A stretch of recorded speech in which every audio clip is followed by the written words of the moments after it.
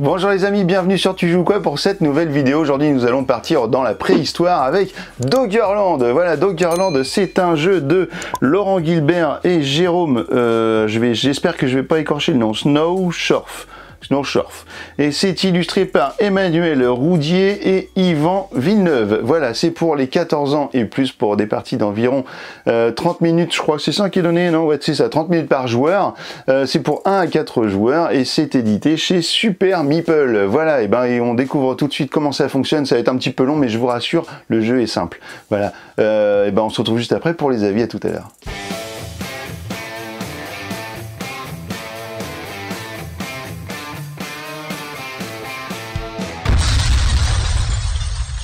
Voici le matériel de Doggerland. Alors ça peut paraître impressionnant comme ça, mais rassurez-vous, ce jeu est simple. Je vous le garantis, ce jeu est simple. Pour moi, c'est un jeu expert hein, dans le jeu, mais les règles sont relativement simples. Il n'y a pas 50 milliards de trucs. Vous allez voir ça tout de suite. Alors ici, on a le très grand plateau. Voilà, il est vraiment immense avec un double face. Vous avez ici la face pour 2 ou 3 joueurs. Vous avez de l'autre côté la face pour 1, donc pour le mode solo, ou 4 joueurs. Nous avons ici tout en haut des tuiles d'objectifs communs. Vous avez ici des fresques que vous allez pouvoir peindre puisque les hommes préhistoriques faisaient des fresques dans les grottes. Vous avez des animaux, donc ici des cerfs, des chevaux, des mammouths, des bisons. Ici, ce sera le grand plateau dans lequel vous allez évoluer, dans lequel vous allez parcourir, découvrir un peu votre univers. Ici, vous allez avoir tout un emplacement qui sera réservé à l'un des personnages qui s'appelle la chamane. Ici, nous avons des petites maisons qu'il va falloir construire, des petits objets d'artisanat qu'il va falloir fabriquer. Et vous avez ici tout un tas de ressources. Donc, ce sont les pierres, le bois, les outils, les fruits, la viande, les peaux de bêtes, les os. Alors ici, ce sera un peu particulier, je vais y revenir plus tard. Ici, nous aurons le plateau joueur. Donc, chaque joueur prendra un plateau comme celui-ci avec des pions de sa couleur. Donc ici, les jaunes. Vous allez avoir un chef, vous allez avoir une chamane, vous allez avoir des petits chasseurs-cueilleurs, donc ce seront un peu les ouvriers hein, du jeu. Tiens, j'ai oublié de mettre un petit cube jaune juste ici. Vous allez avoir des petits cubes jaunes, justement on va y revenir juste après. Vous allez avoir des mégalithes que vous allez devoir construire, vous allez avoir votre tente que vous pouvez prendre dès maintenant et la placer sur la tuile centrale. Donc la tuile centrale, comment vous la reconnaissez? Eh bien, c'est la seule qui est recto verso avec exactement la même chose de chaque côté. Donc on la met hop ici. On met toutes les petites tentes de départ sur cette tuile. Donc je reviens ici, vous avez également des jetons chaman qui vont vous servir pour certaines actions. Ici, ce sera le pion premier joueur qui va passer de plateau en plateau au fur et à mesure du jeu et qui va vous permettre de suivre les différentes phases du jeu, voilà, que l'on va découvrir ensemble. Nous avons des petits fruits, donc on démarre avec 3 fruits, ici de la viande, donc 3 viandes. Donc chaque emplacement est réservé à un type de nourriture. Donc à chaque fois que vous avez de la viande qui va arriver, ça va arriver dans cette coupelle. À chaque fois que vous aurez des fruits qui vont arriver, ça arrivera dans cette coupelle, mais vous allez voir que les aliments vont se déplacer. Chaque joueur au début va prendre 3 petits outils, 3 fourrures, et le premier joueur, si vous jouez à 2, puisque là c'est un petit peu la configuration que je vais vous montrer, eh bien le premier joueur va lui enlever directement un fruit, voilà, remis dans la réserve. Alors la mise en place est presque terminée, il ne reste plus qu'à prendre les tuiles avec le petit repère du personnage orange qui est sur le côté.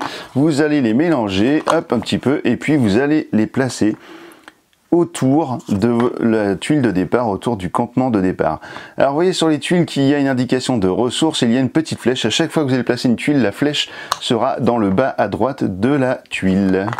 Alors dans les différentes tuiles que l'on va retrouver dans le jeu, eh bien vous allez avoir par exemple des pierres comme celle-ci. Donc à chaque fois que vous aurez 2 dessins de pierres dans une case, ça veut dire que vous aurez double ressource à chaque fois. Ici il y aura 2 bois à récupérer, ici un bois, ici une pierre. Ici vous allez pouvoir partir à la chasse aux rennes et dès le début, eh bien on va placer un renne dessus. Alors généralement ils se mettent debout. Là pour que vous puissiez bien les voir, eh bien je les mets couchés. Ici vous allez avoir un cheval, ici vous avez un coquillage. Alors les coquillages c'est particulier puisque vous allez récupérer à la fois des fruits, puisqu'en fait il y a un fruit dans le coquillage, plus de l'os qui représente la coquille. Et ici le petit lapin, eh bien vous allez récupérer de la viande et de la fourrure, voilà, qui va vous servir lors des phases hivernales, vous allez voir ça. Alors quel est le but du jeu de Doggerland? Eh bien vous allez explorer la carte, vous allez explorer le terrain, vous allez faire de la chasse, vous allez faire de l'artisanat, vous allez faire des peintures, etc. Et à la fin, eh bien vous aurez ce petit document qui va vous permettre de noter les points. Et qu'est-ce qui va se passer? Eh bien à chaque fois vous aurez un nombre de points équivalent au nombre de personnages que vous aurez dans votre camp à la fin, puisqu'au début du jeu vous avez 6 personnages. Vous voyez qu'ici il y en a d'autres que vous allez pouvoir débloquer. On va voir comment. Ici vous allez avoir des points par rapport aux tuiles maison que vous allez récupérer. Donc il y a des maisons qui valent 3 points, des tuiles qui valent un seul point. Vous gagnerez également des points par mégalithe que vous allez voir, mais on va voir tout ça et puis je vais vous rappeler tout ça à la fin de la partie et vous verrez qu'il y a quand même pas mal de façons de scorer dans ce jeu. Donc à la fin des 8 manches qui sont représentées par ces petits ronds qui sont là, donc phase été, phase hiver, phase été, phase hiver. Voilà, et à chaque fois vous allez enchaîner ça jusqu'à 8 manches. Vous avez une possibilité de faire une partie courte en 6 manches et à ce moment-là vous allez utiliser ces tuiles qui sont juste ici avec un petit bonhomme rose qui est derrière. Et dans ce cas-là, eh bien vous allez les placer comme ceci, avec toujours un animal en face d'un animal et hop là, des ressources en face des ressources. J'ai mal mis celle-ci, voilà. C'est parfait. Bah tiens, on va démarrer avec ces tuiles là de base, comme ça on va se dire qu'on fait une partie à 6 tours. Et puis ce qui est intéressant aussi en démarrant avec ces tuiles là d'office, c'est que vous avez des bisons et des mammouths qui vont arriver lors de la phase hivernale. Donc là sur la phase été, on ne les installe pas et bien évidemment sur le plateau. Alors Doggerland est un jeu de programmation, donc vous allez prendre vos ouvriers et vous allez les placer à différents endroits, à chaque fois dans des petits emplacements comme ceci, des petits rectangles, ou sur des tuiles pour aller faire de l'expédition. Et donc vous allez gagner des ressources ou vous allez en dépenser pour faire des activités, etc. qui vont vous rapporter des points en fin de partie. Donc la phase de programmation, eh bien c'est la première phase qui est juste ici, et vous allez donc pouvoir placer vos ouvriers. Alors certains de vos personnages ont des particularités comme le chef et comme la chamane, on va y revenir dans un instant. La chamane, à savoir qu'elle peut aller n'importe où sauf aller chasser le gros gibier, les gros gibiers étant les 4 animaux que vous avez sur les 4 coins du plateau. Donc ça elle peut pas le faire, mais par contre elle a tout un emplacement ici dans le bas du plateau qui lui est réservé pour des actions spécifiques pour la chamane. Voilà, des actions un petit peu magiques.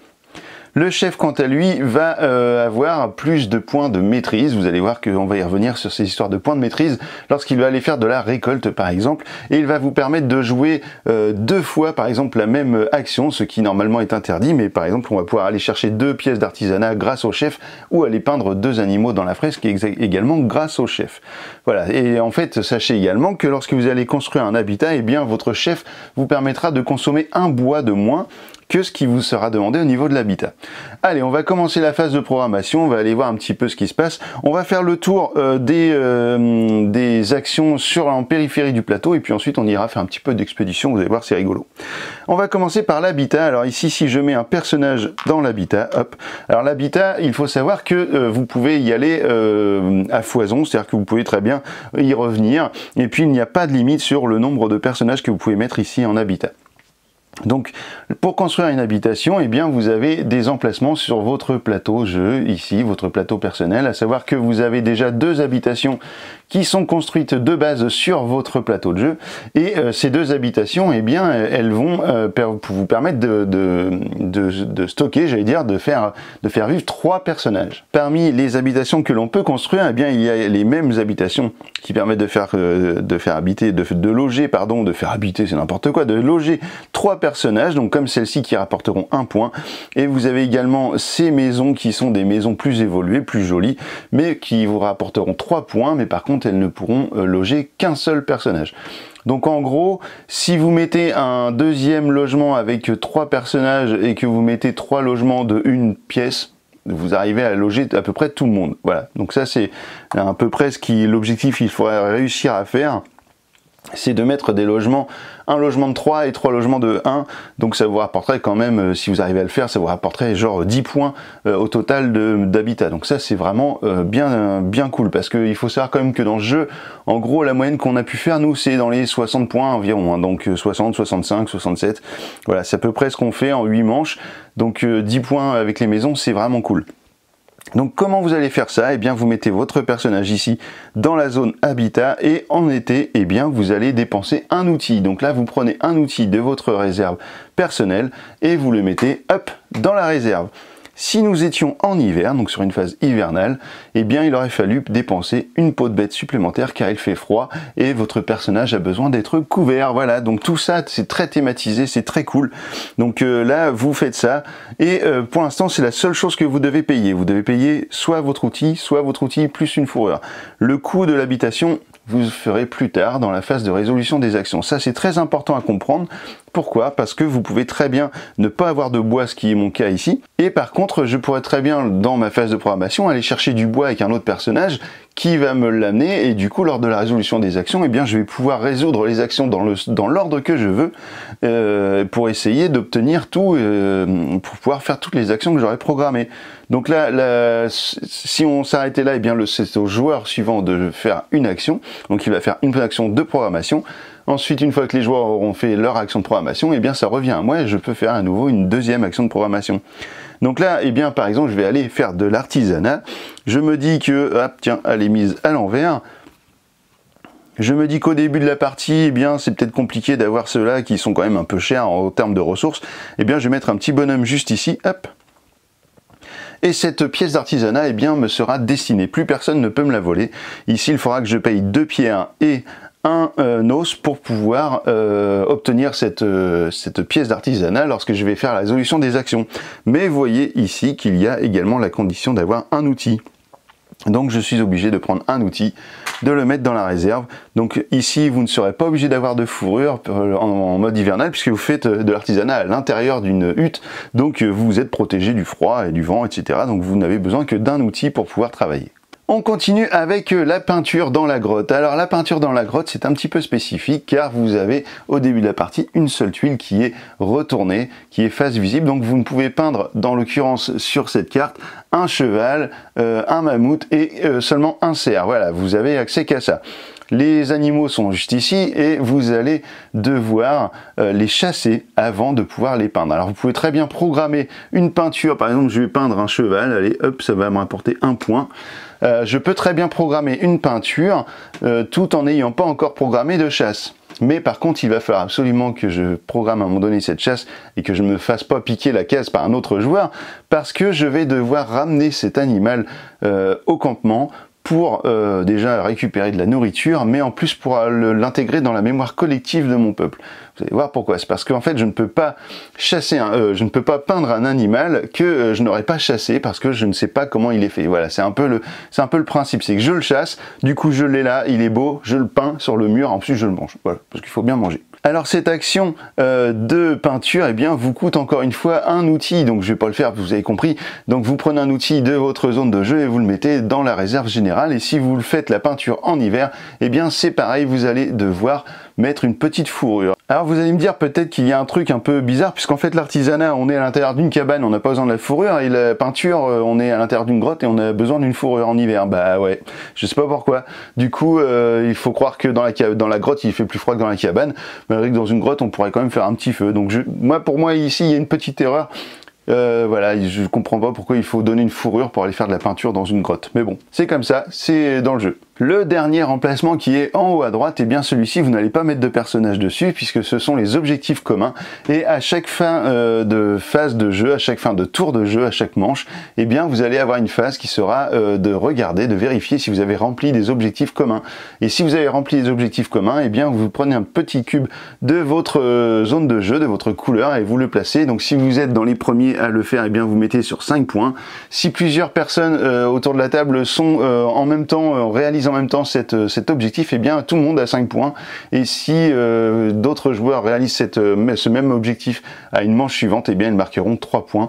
Voilà. Et si c'est encore après, et bien il n'y aura plus de points à prendre. Voilà, c'est le premier, le ou les deuxièmes, et ensuite il n'y a plus rien. Voilà, c'est comme ça. Donc ça, eh bien vous allez laisser des petits cubes comme ça et vous allez marquer des points en fin de partie grâce à ces objectifs communs. La chamane, je vais y revenir après, on va aller voir un petit peu l'expédition, comment ça se passe. Alors là, par exemple, je vais pouvoir aller chercher du bois, puisque j'ai besoin de bois pour faire ma cabane, et puis j'ai besoin de pierre, donc je vais essayer d'aller chercher au moins tout ça. Je vais vous montrer également la chasse, hein. Vous allez voir, je vais tout vous faire voir. je me dis que je vais aller mettre mon chef, pourquoi pas aller chercher du bois, ou alors attendez, non, je vais plutôt faire autre chose. Je vais prendre un personnage, donc un chasseur-cueilleur, et je vais l'emmener chercher du bois ici. Alors il faut savoir que mes personnages ont un déplacement maximum autour de mon campement qui est indiqué juste ici sur mon tableau de bord. On va appeler ça un tableau de bord. Donc le petit cube qui est ici, eh bien, me permet de me déplacer de 2 cases après, au-delà de mon camp de base. Donc à chaque fois, par exemple, je peux faire 1, 2. Mais s'il y avait une autre tuile ici, eh bien, je pourrais pas y aller. Voilà, il va falloir peut-être essayer de faire évoluer ça, ou alors déplacer son campement, vous allez voir. Donc là, je suis autorisé à y aller puisque je suis à 2 de distance, mais j'ai également une limite de portage, on va dire ça comme ça, une limite de portage de ressources avec moi. Donc en fait, ici, dès le début du jeu, je suis limité à 2 ressources par personnage, donc chaque personnage ne peut porter que 2 ressources. Et il faut également comprendre une chose sur la récolte ou la chasse, c'est que chaque personnage que vous allez mettre sur une tuile, eh bien, va vous rapporter des points de maîtrise. Chaque personnage normal, c'est-à-dire la chamane et les chasseurs-cueilleurs, vont vous rapporter 1 point de maîtrise. Votre chef vous rapportera 2 points de maîtrise. Si par exemple je mets mon chef juste ici, sur le bois avec mon ouvrier, eh bien je vais cumuler 2 points de maîtrise plus 1 point de maîtrise, donc 3 points de maîtrise. C'est le maximum que je pourrais faire ici sur une tuile de récolte. Par contre, sur une tuile de chasse, je pourrais aller au-delà de ça. Donc ici, je vais donc avoir 3 points de maîtrise. Qu'est-ce que ça veut dire? Ça veut dire que si je fais de la récolte de bois, je vais faire 3 points de maîtrise fois le nombre de récoltes que je peux faire, c'est-à-dire ici 2 bois. Donc je pourrais récupérer 6 bois grâce à mes personnages. Sauf que mes personnages, vous l'avez vu, sont limités pour l'instant à 2 points de portage de ressources. Donc en fait, eh bien, je ne peux pas prendre toutes les ressources que j'aurais cumulées. Donc je serai obligé d'en laisser 2 sur place, donc c'est un petit peu dommage. Donc je vais récupérer mon chef, je vais le mettre ici, et là donc j'ai 1 point de maîtrise, je vais pouvoir récupérer donc 2 bois juste après. Je vais mettre ma chamane, pourquoi pas, et bah tiens, juste ici sur la pierre, comme ça je vais pouvoir récupérer 2 pierres après. Alors attention, les déplacements autour du campement, c'est pas en diagonale, hein. Donc là ça fait 1, 2, hein, vous voyez, ça fait pas 1 point. Ici, s'il y avait une case ici, je pourrais pas faire 1 et 2, ça c'est interdit. Donc je mets un personnage ici qui va pouvoir récupérer tranquillement de la pierre, et puis eh ben, on va aller chasser avec notre chef. Voilà, tiens, allez hop, on va aller chasser le cheval. Alors la chasse c'est encore particulier puisque vous avez sur l'aide de jeu qui est juste ici, hop, les indications concernant les prérequis pour faire de la chasse. Par exemple, pour chasser un cheval, je dois avoir 2 points de maîtrise. C'est mon chef, ça tombe bien, il en a 2. Si je n'avais plus mon chef, eh bien il aurait fallu que je mette 2 ouvriers, ou non, j'allais dire la chamane, mais non, puisqu'elle ne peut pas chasser le gros gibier, vous voyez, donc il va falloir gérer comme ça à chaque fois la programmation. C'est un vrai cassement de tête, hein. Et je dois avoir un minimum de personnages sur la tuile pour aller le chasser. Donc plus l'animal est gros, plus je vais devoir mettre de personnages pour aller chasser, parce que forcément une chasse de mammouth, eh ben, c'est pas la même chose que de chasser un cheval. Donc là, eh bien sur le cheval, je vais devoir placer soit un chasseur-cueilleur, soit un chef. Voilà, bah donc là c'est parfait, mon chef a 2 de maîtrise, j'ai un minimum, un prérequis de 1 personnage, c'est génial. Donc lorsque je vais le chasser, eh bien ce cheval va me rapporter 1 de viande, 2 de fourrure et 1 d'os. Sauf que je suis toujours limité par ma limite de pouvoir de porter les ressources. Donc je vais devoir prendre seulement 2 ressources parmi les 4 qui sont ici. Voilà, c'est dommage, c'est gâché, mais c'est comme ça, il faut faire avec. Donc qu'est-ce que je vais avoir besoin? Eh bien je vais avoir besoin, je pense en priorité, d'avoir peut-être de la viande et de l'os pour pouvoir faire ce que j'ai prévu dans mes programmations. Donc là il va falloir essayer de penser à ça lorsque vous allez évidemment faire votre récolte. Si j'étais allé ici avec ma chamane, il n'y avait pas de problème, hein. Je pouvais chasser le lapin, j'aurais récupéré du coup une viande et une fourrure avec ma chamane. Si j'avais mis 3 personnages sur le lapin, j'aurais récupéré 3 viandes, 3 fourrures, et voilà, 3 viandes, 3 fourrures, puisque j'aurais chassé 3 lapins. Voilà, j'espère que vous comprenez bien cette notion de maîtrise, de point de maîtrise, qui est en relation avec le nombre de ressources que vous allez pouvoir donc multiplier ici par le nombre de ressources qui sont juste ici, et également les points de maîtrise qui vont vous permettre d'aller chasser, qui sont indiqués sur l'aide de jeu. Voilà, donc ça c'est très bien fait. Donc on va pouvoir passer à la phase suivante puisque là j'ai programmé toutes mes actions. Alors je vous présente que sur un joueur, hein. Ici je passe à la phase numéro 2. La phase numéro 2 c'est la révélation des tuiles de terrain. Alors maintenant que j'ai placé des ouvriers, eh bien on va révéler des tuiles terrain autour d'eux, c'est-à-dire que autour de ce que peuvent voir mes ouvriers. Celui-ci est entouré de tuiles, il ne voit rien, on n'ajoute pas de tuiles. Par contre ici j'ai un ouvrier qui est juste ici, bah tiens il y aura un bison qui va arriver juste ici. Vous aurez un lapin puisque lui il voit orthogonalement, donc ici il voit la case, ici il voit la case, ici il voit la case. Hop, on va les prendre dans les tuiles. Alors les tuiles que je prends pour faire ça, ce sont les tuiles qui sont pour 2 joueurs, donc les tuiles qui sont marquées, qui sont toutes blanches, qui n'ont aucun marquage. Je vais ensuite rajouter des tuiles également autour de ma chamane, puisque ma chamane a la vision des tuiles terrain qui sont juste autour. Hop, et voilà. La phase de révélation de tuiles est terminée. On peut maintenant passer à la phase de révélation des actions et là il va falloir donc faire ça intelligemment. Alors généralement on va commencer par les ressources, c'est ce qui est le plus simple. Donc ici je vais récupérer 2 bois, hop. Donc je vous rappelle, hein, si j'avais eu un deuxième personnage, eh bien j'aurais récupéré 4 bois, et si j'avais eu mon chef plus ce personnage, eh bien j'aurais pu récupérer jusqu'à 6 bois si ma limite n'était pas atteinte. Donc ici j'ai récupéré 2 bois, pour le marquer, eh bien je vais mettre un petit disque dessus, cela veut dire que cette tuile est épuisée désormais, vous ne pourrez plus aller chercher de bois dessus. Alors il faut savoir une chose, c'est que vous avez un deuxième cercle ici, lorsque vous jouez à 2 joueurs, vous épuisez directement la tuile, si vous jouez à 3 ou 4 joueurs, eh bien vous allez placer placer le disque sur le petit cercle qui est juste ici, et lorsque vous irez chercher une deuxième fois des ressources, eh bien le disque ira sur la ressource et la ressource sera épuisée. Vous allez pouvoir ramener votre personnage dans votre zone de jeu, dans sa petite cabane. Ensuite ici on va aller chercher la pierre, donc ici hop j'ai 2 pierres à récupérer. Donc à chaque fois c'est stocké ici, hein, dans ma zone de jeu, vous voyez les os, la pierre, le bois. Je prends un petit disque, je le mets sur ma pierre et je récupère ma chamane que je remets dans ma zone de jeu. Ici, je vais pouvoir chasser donc l'animal, hein, donc généralement vous faites tout ce qui est ici et puis après vous allez pouvoir faire, vous aurez peut-être vos ressources nécessaires pour faire la suite. Donc ici, je vais chasser le cheval, donc je récupère le cheval et je le mets juste ici sur mon plateau dans ma case de mémoire collective. Vous voyez ici, il y a la petite tête avec le cerveau, avec la main qui permet de vous repérer sur la fresque qui est tout en haut du plateau. Donc ici, maintenant que j'ai le jeton cheval dans ma zone de jeu, eh bien je sais que je vais pouvoir le peindre directement dans la fresque. Je récupère mon petit personnage, mon bon chef qui va aller juste ici. Alors cette tuile n'est jamais épuisée puisqu'en fait à chaque fois que vous reviendrez à une phase d'été, vous allez remettre un cheval sur cette zone. Vous allez voir, c'est à chaque fois ça va se passer comme ça.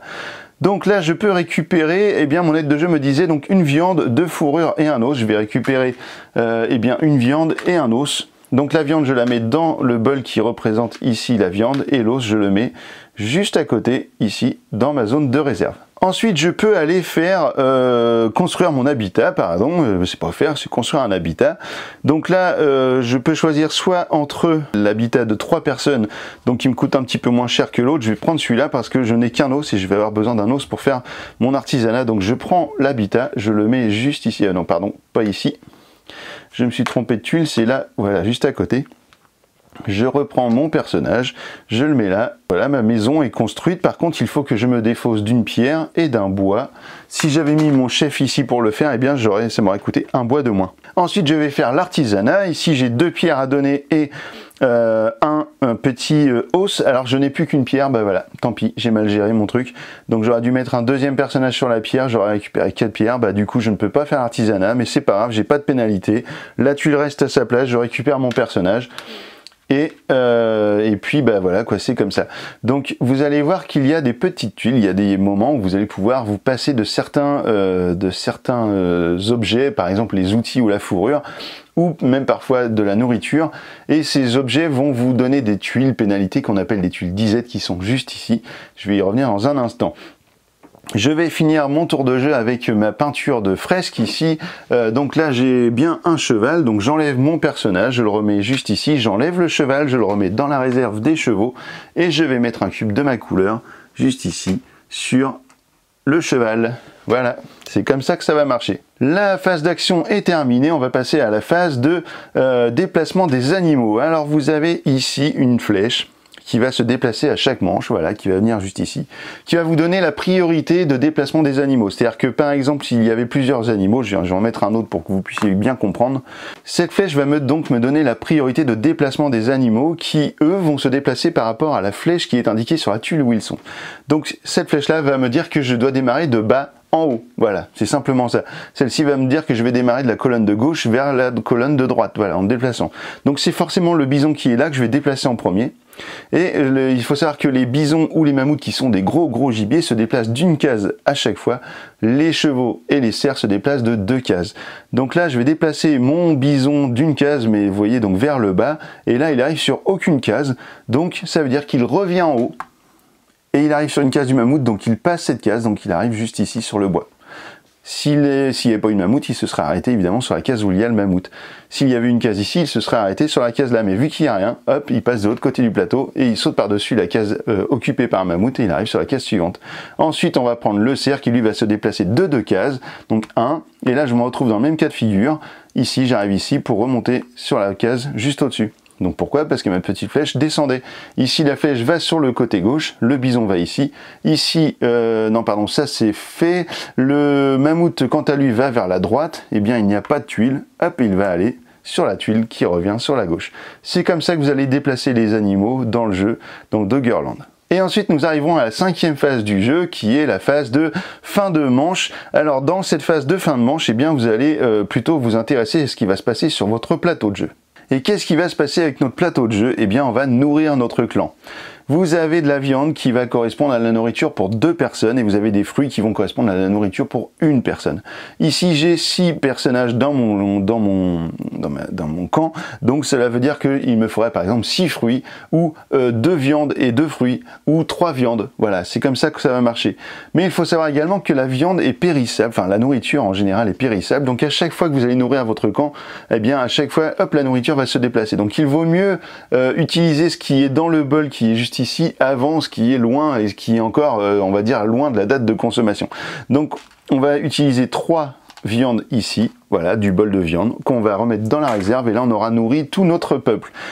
Juste après, eh bien la viande va devenir moins bonne, elle va passer sur le bol suivant et les fruits vont passer dans le bol de la viande. Et si vous avez de la viande qui arrive en cours de jeu, elle arrivera quand même ici, ce sera mélangé et vous allez à chaque fois avoir comme ça 3 zones de péremption de la nourriture. Ensuite, on va regarder si on a rempli des objectifs communs. Alors, quels sont les objectifs communs qui sont juste en haut? Eh bien, il va falloir avoir atteint 10 personnages dans votre camp. Donc là, on en a que 6, donc on n'a pas rempli le truc. Il va falloir faire évoluer vos caractéristiques, que ce soit le déplacement, le portage des ressources ou la fabrication des outils. Hein, on va en parler dans un instant de cette partie-là. Eh bien, il va falloir faire évoluer tout ça à fond. Là, c'est pas le cas. Il va falloir faire 5 cartes, 5 tuiles d'artisanat ou bien avoir construit les 3 mégalithes. Donc tout ça, j'y reviens tout de suite. Donc ça, on n'a pas réussi à faire d'objectifs communs, évidemment, sur le premier tour. Ensuite, vous allez déplacer votre pion, premier joueur, juste ici.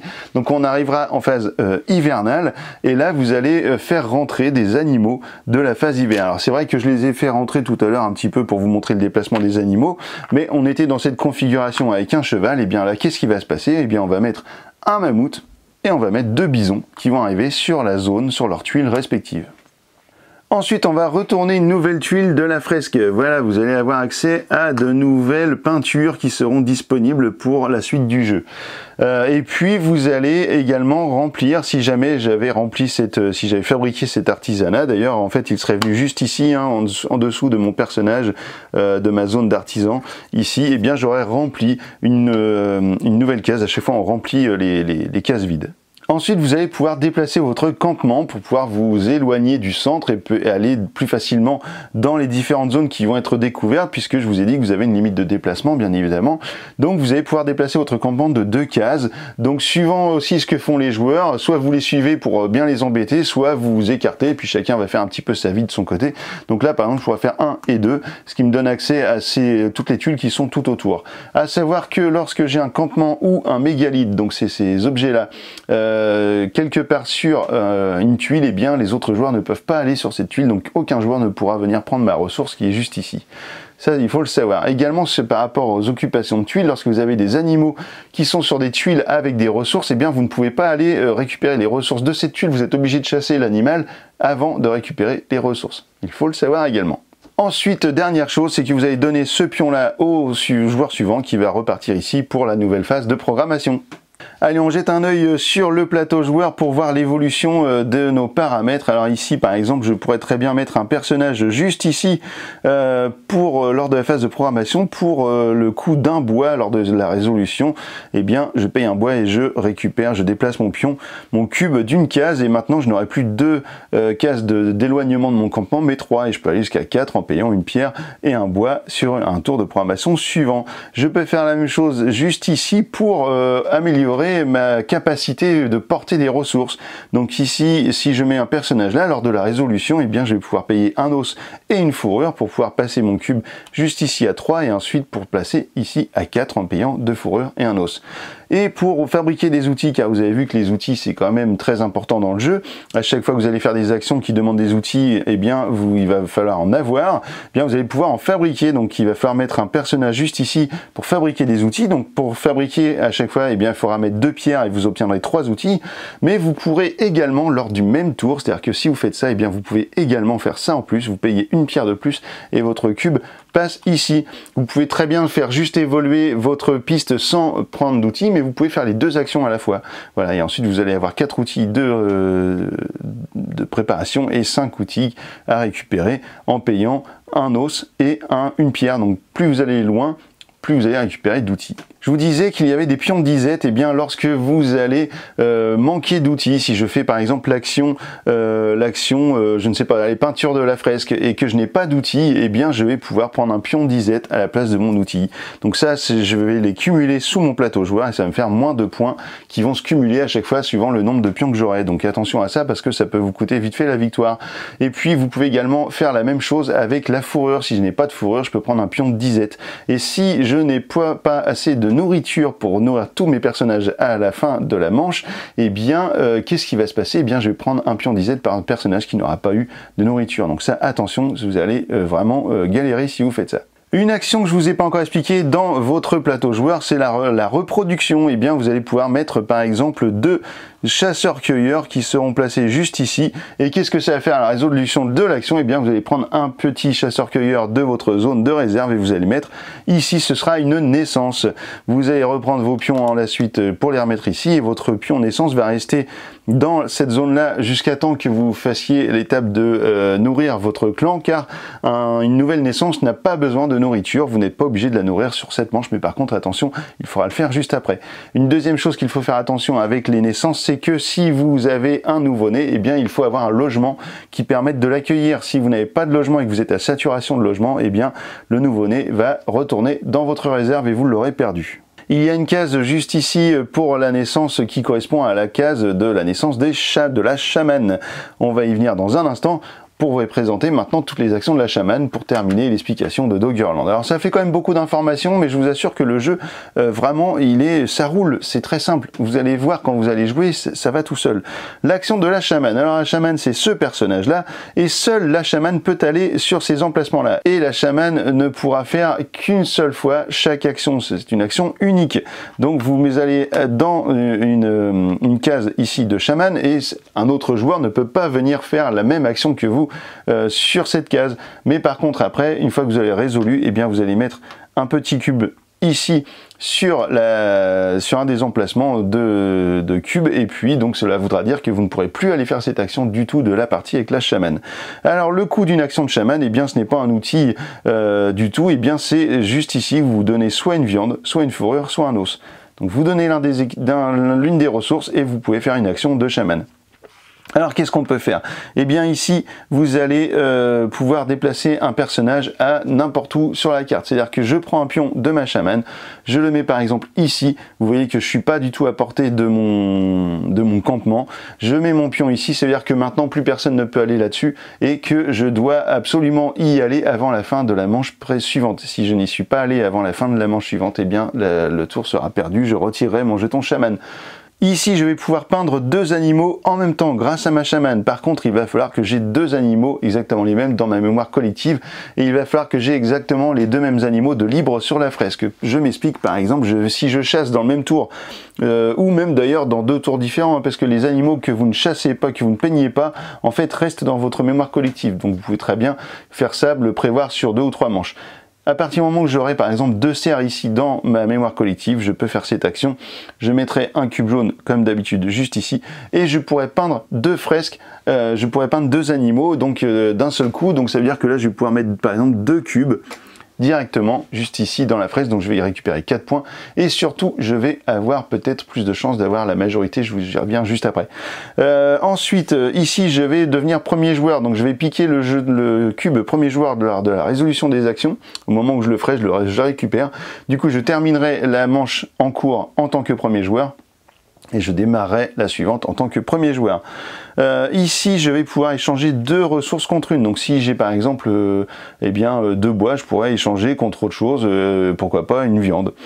Ici je vais pouvoir faire des jumeaux, c'est exactement la même chose que la reproduction qui est dans votre plateau de jeu, sauf que là vous allez mettre la chamane plus, ils sont où? Ils sont là, plus un chasseur-cueilleur, et je vais récupérer donc sur mon plateau de joueurs 2 petits bébés. Voilà, c'est la manière de faire pour récupérer 2 personnages d'un seul coup. Donc ça, c'est pour la chamane, on a terminé quasiment.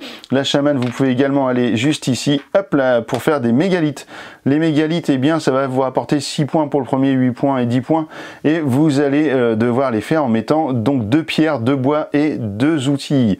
Voilà, 2 pierres, 2 bois, 2 outils. Et là, vous mettez un cube juste ici, vous prenez un de vos mégalithes, vous le mettez sur une tuile. Cette tuile ne peut plus être prise par personne. Elle vous appartient, il n'y a que vous qui pouvez y aller. Et vous allez pouvoir faire ça, mais c'est très compliqué de faire des mégalithes, je vous l'assure.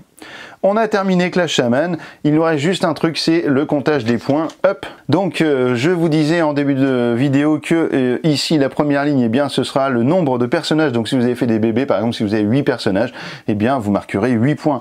Ici vous allez marquer le nombre de points que vous aurez affichés sur les tuiles habitation que vous avez sur votre zone de jeu. Donc ici 1 point. Ici vous gagnerez le nombre de points inscrits sur les tuiles artisanat que vous aurez gagné dans votre zone de jeu. Ici les points par mégalith.